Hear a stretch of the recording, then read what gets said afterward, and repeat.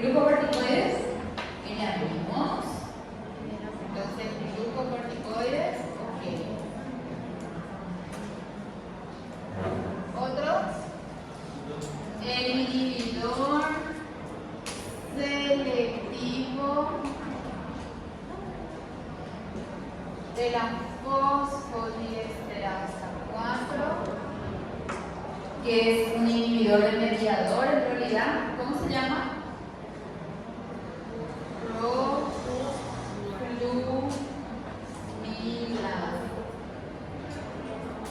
Él es el más potente.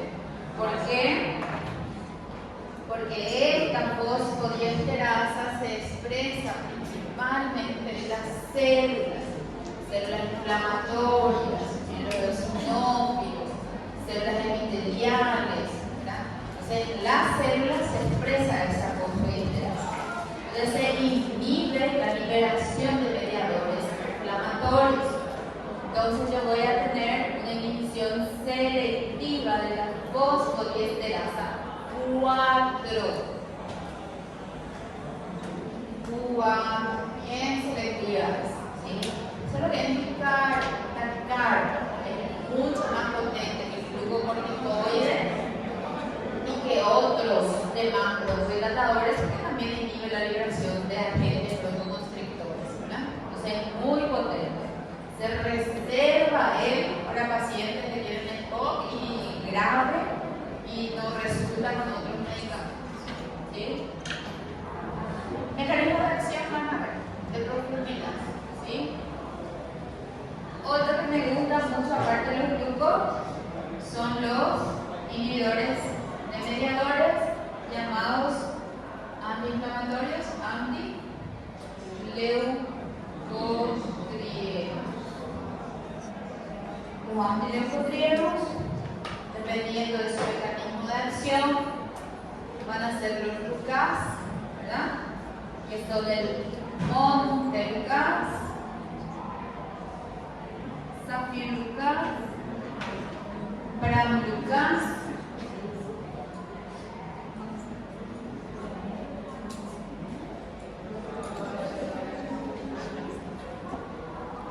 receptor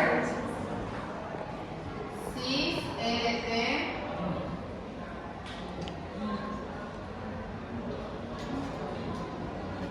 que es de los leucotrienos. Y uno en especial es el Cyleucton, que bloquea 5-lipooxigenasa. No son entonces más potentes que los glucocorticoides. Se utiliza en combinación con otros antiinflamatorios y broncodilatadores, ¿sí? Al inhibir el efecto del leucotrieno sobre varios receptores, yo voy a tener broncodilatación, voy a tener efecto antiinflamatorio, voy a tener el efecto de inhibir la secreción de muco, por ejemplo, la disminución de la fuga microvascular, todo se debe disminuir. ¿Y también cuando da úlcera? No, ellos no. La vía que ellos bloquean es de la lipo y levemente, dependiendo de cuáles sean, también receptor de cis. Entonces se inhibe el efecto del leucotrieno sobre el tejido respiratorio. ¿Qué hacen los leucotrienos ahí? Broncoconstricción. Entonces ese va a ser el efecto, ¿verdad? Broncodilatador. Por otro lado, antiinflamatorio. ¿Sí? Un paciente que tiene una úlcera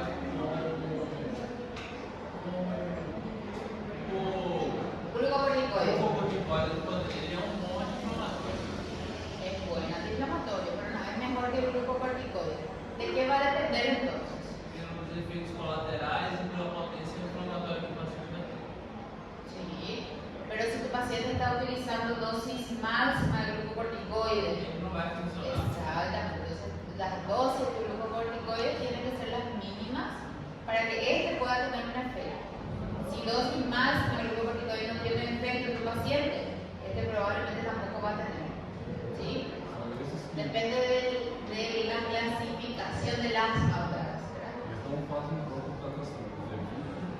broncoconstrictores. Ah, exactamente, muy bien, Fidelis. Es una corrección. Ellos no son broncodilatadores en sí, evitan la broncoconstricción. Entonces son antibroncoconstrictores, que inhiben la liberación de mediadores broncoconstrictores. Muy bien. Buenas votaciones.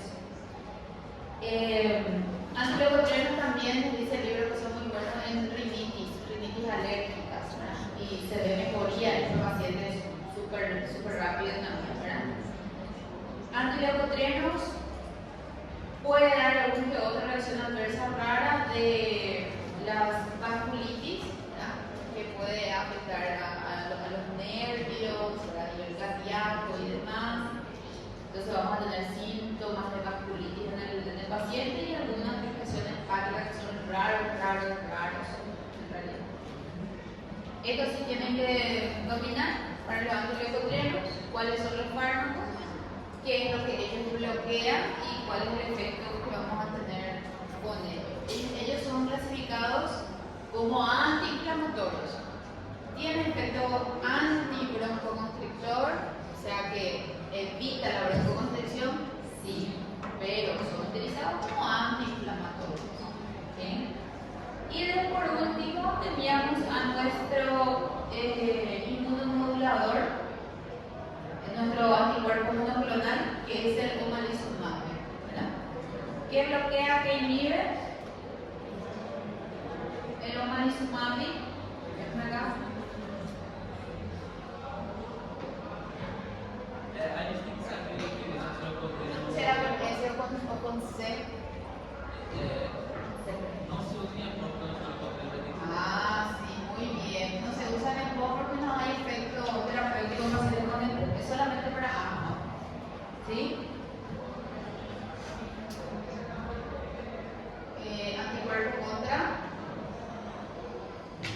Anticuerpo monoclonal contra inmunoglobulina. Terminó, antiasmáticos. Podrían citar cromonas también, pero las cromonas van a poner para citar nomás, cromoglicato y demás. Casi no se utilizan hoy en día, fueron desplazados ellos por el glucocorticoides. ¿Sí? Seria muito bueno de sua parte essa carreira deles. Só para não bater, tá? ¿Solo para qué? Só para não bater. ¿Cuál? Ahora, antiulceroso, sí, rapidito, voy a hacer más rapidito. Gorro. No seu tempo.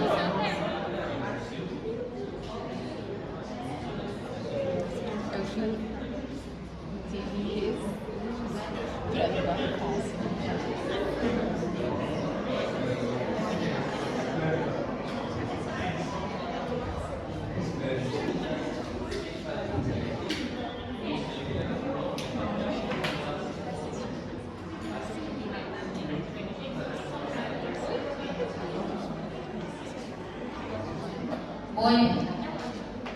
Antiulceroso ahora, inhibidor de la bomba de protones, que es nuestra primera lección, ¿recuerdan? Y son los prazolos. Omeprazol, pantoprazol, que son los inhibidores de la bomba de protones. Ellos son profármacos, ¿recuerdan eso? Necesitan activarse. Y lo van a activarse en un medio ácido, o sea, necesitan un medio ácido para activarse. Son estables, dice pH neutro, y el jugo gástrico los destruye. ¿Recuerdan eso? Entonces, para ellos no ser activados directamente a nivel estomacal y ser destruidos en el pH en el jugo gástrico, se formulan, vienen con una envoltura que hace que esa envoltura sea resistente al jugo gástrico y al pH ácido. Esa envoltura solamente se disuelve en pH básico, o sea, en alcalino, en el tubo medio, ¿verdad? Entonces, mecanismo de acción de cómo todo eso sucede, van a tener que estudiar. ¿Cuál es el mecanismo de acción de los inhibidores de la bomba de protones? Inhibir de forma irreversible la bomba hidrógeno potasio de peasa, llamado también bomba de protón. ¿Cómo hace eso? Y ahí entramos exactamente el video. ¿Cómo hace eso, verdad? Va a tener que ser entonces disuelta su envoltura a nivel duodenal, un pH básico donde se disuelve la envoltura. Ahí se libera el profármaco, el intestino lo absorbe, se une a proteínas plasmáticas, ya en los vasos, en la sangre, se une a proteínas plasmáticas y se distribuye. Farmacocinética, ¿verdad? Entonces se distribuye y llega a la célula parietal. La célula parietal entonces lo capta, lo expulsa al canalículo, en donde va a ser activo por el medio ácido. Y allí se une a la bomba, inhibiéndolo de forma irreversible por enlaces covalentes que se van a formar ahí. ¿Sí? ¿Cuánto tiempo dura este efecto? ¿Y cuánto? 48 horas. Es el tiempo que la célula requiere para sintetizar nuevas bombas. Porque esa bomba que fue inhibida es inhibida de forma irreversible. O sea, la bomba ya no sirve, se inutiliza la bomba. Para que se reanude la secreción de HCl, necesitamos nuevas bombas. ¿Entienden eso, verdad? Este es el examen. Eso es el éxito del ayer, hoy y siempre. Para que se reanude la secreción de HCl, necesitamos nuevas bombas. ¿Cuánto tiempo le lleva a la célula producir nuevas bombas y expresarlas? 24, 48 horas. Entonces el tiempo de acción del fármaco, del profármaco, ahora ya fármaco activado, va a ser este tiempo también. ¿Sí?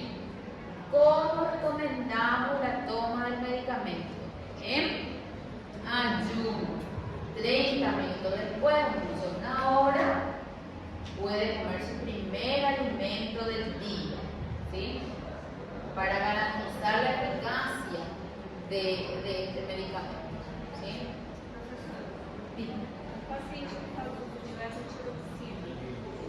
Es importante. ¿Cuál vas a tomar primero?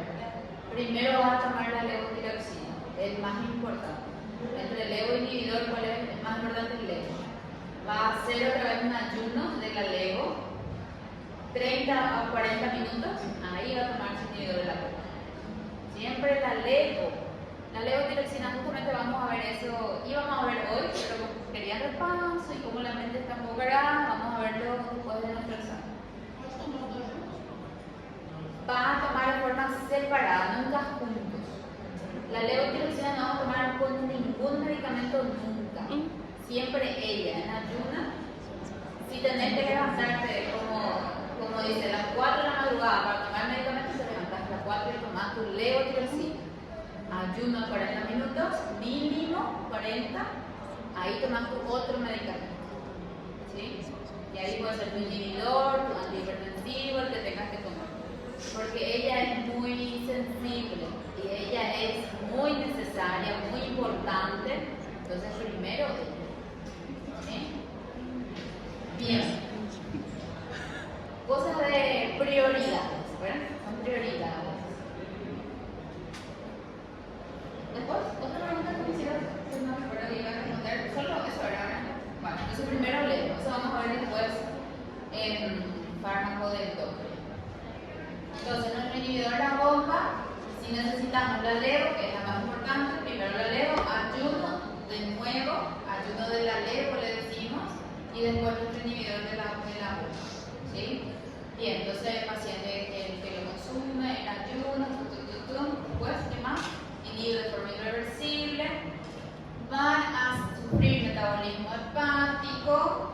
El omeprazol en especial inhibe a la enzima citocromo 2C19, muy importante, porque hay algunos otros fármacos que necesitan de esta enzima para metabolizarse. ¿Cuál en específico? Nuestros antiagregados.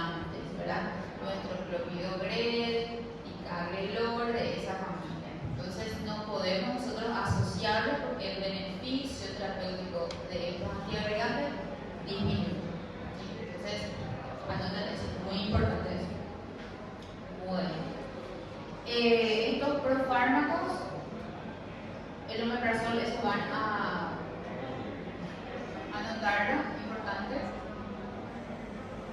Por eso lo voy a poner omeprazol, 19. El resto no tiene interacción o es mínima la interacción con el TCP4. Entonces tenemos aquí la interacción que puede haber con los antiagregantes.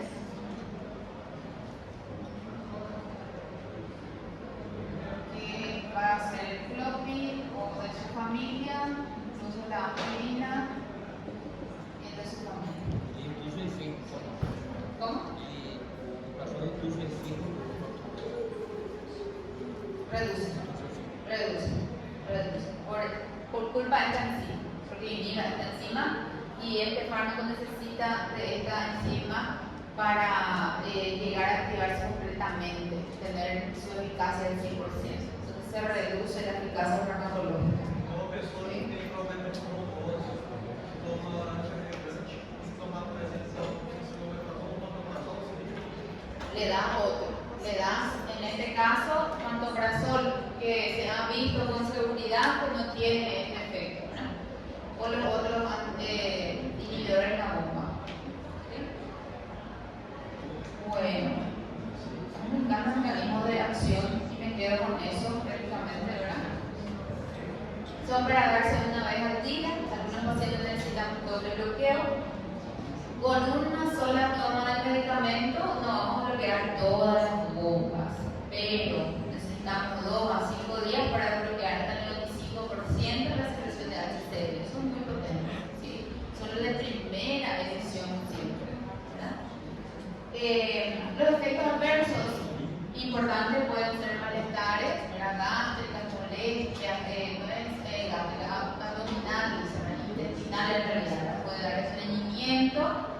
Y muy interesante la disminución de la absorción de algunos minerales y también vitaminas, como el calcio, magnesio, la vitamina B12 y demás. Muchas veces se ve, disminuye la absorción de ellos, ¿verdad? Y aquí entran las deficiencias que pueden llegar a tener el paciente. Hay una disminución, por tanto, de la secreción de HCl que también puede llevar a infecciones, ¿verdad? Más recurrentes en los pacientes, ¿verdad? Infecciones,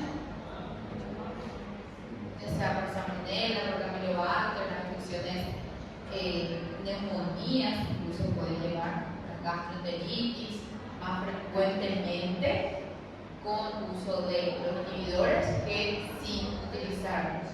¿Entienden? Hay una gran diferencia. Después teníamos los antihistamínicos. Si es que me voy olvidando de algo, obvio, igual estudien, ¿okay? Yo voy a ir rapidito nomás.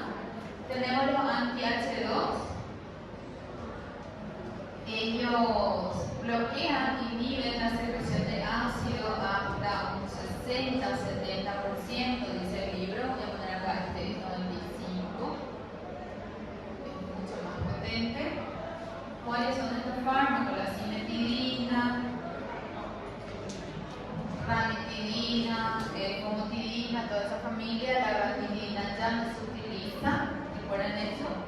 Y la cimetidina tiene entre todas la característica de inhibir a unas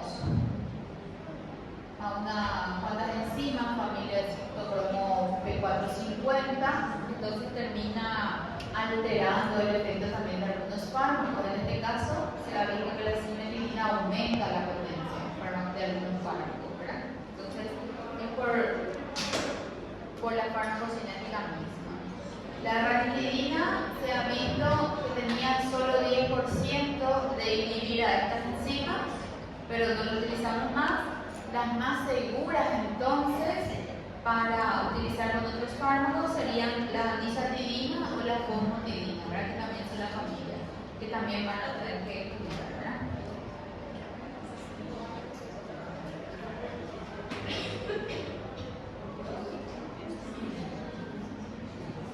Acá no me acuerdo si la coincidencia con usted, ustedes van a corregir, ¿verdad?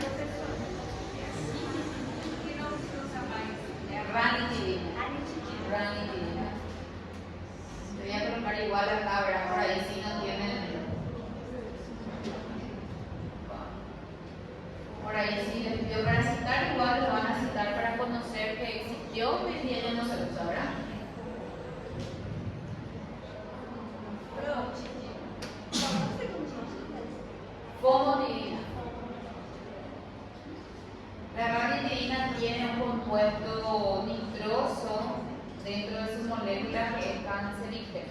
Entonces se retiró del mercado por eso la gran indígena. Se dice que los inhibidores de la bomba de protón, ahora hay un estudio que se está haciendo que pueden llevar al Alzheimer al paciente. Todavía no es nada concluso.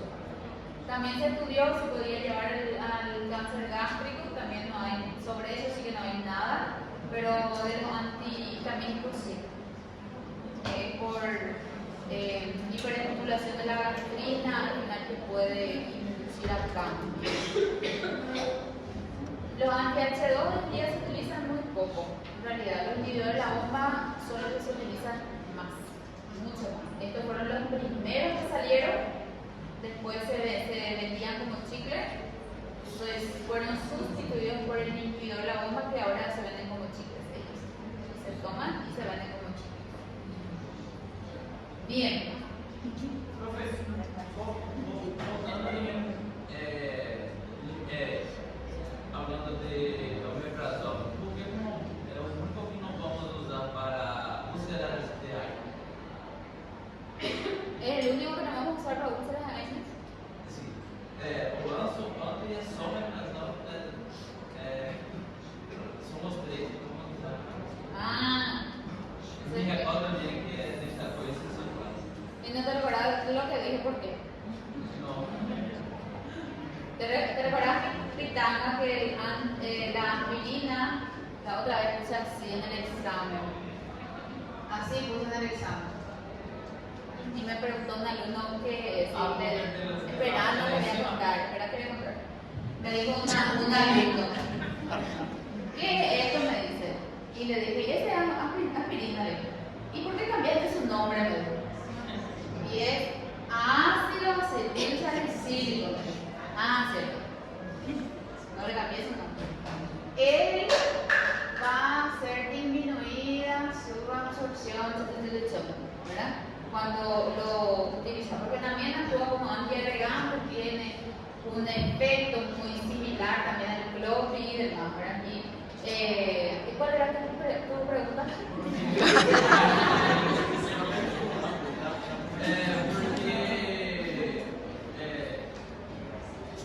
O omeprazol não é indicado, é o único não indicado para tratar úlceras de aire.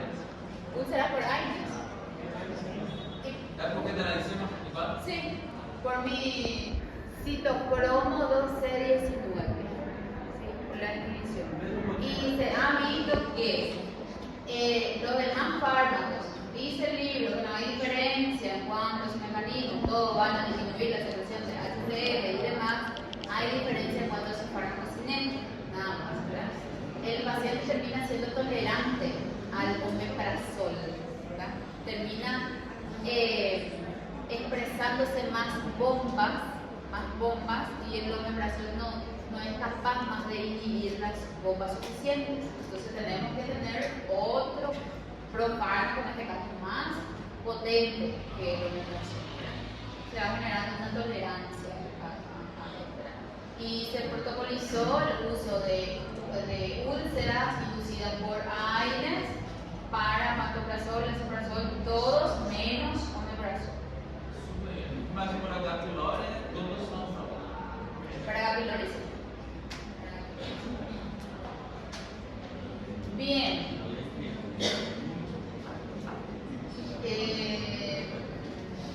Me quedo pensando en la pregunta de siempre. Ahora los protectores, ¿verdad? Los protectores son misoprostol, sucralfato, sales de vinilo. Los tres son diferentes. El misoprostol es un análogo de la prostaglandina. ¿Cuál va a ser entonces su efecto? Su efecto va a ser aumentar la vasodilatación, entonces mejora el flujo, porque ese era el esquema de protección, ¿verdad? Tenemos aumento del moco por la célula glucosa, justamente aumenta la secreción de mucina. En la célula epitelial aumenta la secreción de bicarbonato. Y en la célula parietal, por actuar sobre receptores para prostaglandina NP3, disminuye la secreción de HCl. Entonces disminuye HCl también el misoprostol. Y se cree que puede también llegar a inhibir la secreción de HCl en 95%, solo que dura 3 horas nada más su efecto, 3 horitas. ¿Sí? Se suele utilizar en pacientes que deben utilizar sí o sí AINES de forma larga, como protector. Ese sí es el protector. ¿Sí? La verdad que no lo utilizamos así mucho, más se utiliza hoy en día la bomba, pero hay que conocerlo. Su contraindicación principal es mujeres embarazadas y mujeres de edad fértil, con cuidado. Tenemos que descartar que esas mujeres estén embarazadas. Su principal reacción adversa va a ser la diarrea, 30% de los pacientes tienen diarrea. ¿Y por qué se contraindica a mujer embarazada? Porque aumenta la contractilidad posterior. Se asemeja mucho al Cytotec que se usa para inducir a la expulsión del feto, pero el Cytotec tiene dosis mucho más altas que el misoprostol. ¿Sí? Después tenemos nuestro supralfato. El supralfato es un octasulfato de sacarosa unido a hidróxido de aluminio, que necesita un pH ácido para activarse y formar enlaces que lo convierten en un polímero viscoso y pegajoso. Entonces es como un gel que se va a depositar en las células, incluso se adhiere al cráter seroso. Y aparte de ese efecto, también estimula la prostaglandina a nivel local. Entonces va a tener también efecto de aumenta el moco, aumenta el carbonato, inhibe HCl, aumenta el flujo, igual que la prostaglandina. Entonces también inhibe HCl, ¿sí? Y evita que la pepsina degrade la proteína de la célula, porque él lo está protegiendo. ¿Cuál es nuestro factor en contra? Que al ser un recubrimiento disminuye la absorción y el libro enfoca en fármacos, de los fármacos principales. Entonces yo tengo que decirle al paciente 2 horas antes del supralfato, se va todo el fármaco que necesita, si es antitiroides, de reposición hormonal, si es antihipertensivo, si es antidiabético, 2 horas antes. Y después, entonces, mi supralfato para la protección. ¿Sí? Entonces, el supralfato puede ser cualquier horario del día o mañana. Se recomienda en ayuno también, pero necesita el pH ácido y después de 30 a 1 hora también, así que como. Y dura 6 horas por ahí. entonces, se hay un tratamiento farmacológico de 12 en 12, pode. Y ahí es muy complicado. Ahí vas a. Eso es uno de los por qué vamos entonces a utilizar un inhibidor de la bomba más. Por eso es. Cuanto más en realidad indicamos los protectores, cuando ya hay una enfermedad ulcerosa, cuando queremos proteger una herida en la mucosa. Ahí vamos a proteger. Porque el paciente ahí, al proteger esa herida, mejoramos su cicatrización, el paciente no va a tener el dolor que tenía, incluso el supralfato aumenta las células o factores de crecimiento epidérmico para mejorar la cicatrización también. ¿Verdad? Entonces se prefiere pacientes que ya tienen una herida. ¿Verdad? Aumenta o factor De crecimiento epidérmico. Y después, por último, sales de bismuto. La sal de bismuto lo dividimos en 2 tipos, el subsalicilato y el subcitrato. La sal de bismuto no inhibe la secreción de HCl. Misoprostol sí inhibe, supralfato sí inhibe. Sal de bismuto no inhibe. Sal de bismuto aumenta la secreción de moco, aumenta la secreción de bicarbonato, inhibe a la pepsina y tiene efecto antibacteriano contra el Helicobacter. Entonces son diferentes mecanismos. El que es subsalicilato se suele contraindicar en pacientes que son alérgicos a aspirina por ser salicilatos. ¿Sí? Entonces, si es alérgico a la aspirina, probablemente sea alérgico a la sal de minuto, al que es el subsalicilato de minuto. Puede haber alergia. ¿Verdad? Y otra de las consideraciones es que da una coloración negruzca a las heces y a la mucosa bucal, porque hay interacción, reacción química entre el sulfuro y la sal de minuto y el sulfuro de la bacteria. Entonces da una coloración negruzca a esta reacción. Entonces, las heces son negras, la mucosa oral también se tiñe medio negro. Sobre o meu omeprazol não funciona, é só dar outro no final só? Sí, Porque eu tive que crise gástrica e o omeprazol não vai resolver. probablemente tú tenés una tolerancia a la omeprazol. Y hay cada uno más potente, pantoprazol, esomeprazol, ellos son más buenos, son de generación más nuevita. Entonces se modificaron, fueron mejorados y son buenos. Suco de cenoura também agora, porque ele aumenta, tem beta-caroteno, aí aumenta o carbonato, aí... ¿Y los carbonatos qué son? não sei. Son antiácidos. Sí, los carbonatos son antiácidos. Se neutralizan el HCl. Entonces por eso son más buenos también. Indicación terapéutica de los inhibidores de la bomba. Enfermedad por reflujo gastroesofágico, úlcera por Keynes, profilaxis frente al estrés, todo lo que es síndrome de Sjögren-Eriksson, todo lo que es gástrico necesitan ahí, ¿verdad? Lo mismo va para todos en realidad, ¿verdad?